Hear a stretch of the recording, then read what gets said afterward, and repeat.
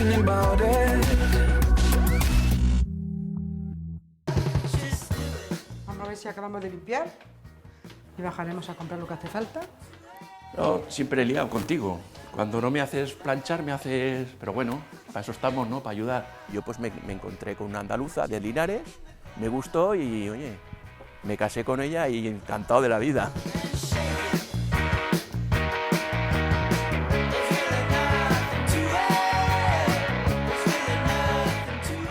Él me conoció a mí el 4 de octubre del 76 y empezamos a salir y mira, y todavía no hemos dejado de salir. La verdad es que tengo una mujer que no me la merezco y yo no le digo mucho te quiero, pero es que la quiero un montón. Digo, José, que yo por arriba no llego. Para, que ahí está todo lo de Barbastro y de Aragón y no quiero que eso se... Porque mira, ¿ves? En su tierra es que le tira mucho.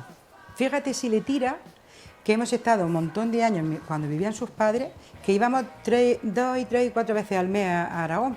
¿Otra vez viendo el vídeo de Barbastro? Sí, mira. Pues a ver cuándo vamos, ¿no? Estábamos limpiando el polvo y hemos aprovechado para... Y en esa foto, que tú pareces igual que tu padre, ya ves. Ya sabes que a mí Barbastro es mi debilidad. A mis hijos le he intentado involucrar en lo que es Aragón y la verdad es que ellos les gusta Aragón. Siempre me ha inculcado un poquillo desde pequeño, yendo al centro aragonés, incluso tradiciones, rollo jugar a los birlos o cosas así. ¿Dónde estáis? ¿Pero que está la Laura también? Vale, pues ahora voy para allá.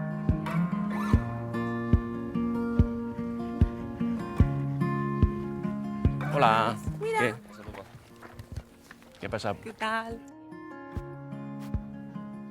Mi futuro nieto, Xavi, Que tendrá algo de sangre aragonesa. ya me encargaré yo de que conozca Barbastro y que conozca Aragón. Mi padre es muy cabezón, es muy cabezota y tiene un sentido del humor a veces, pues, aragonés. Ellos de críos han ido muchísimo a fiestas, han ido mucho a Barbastro.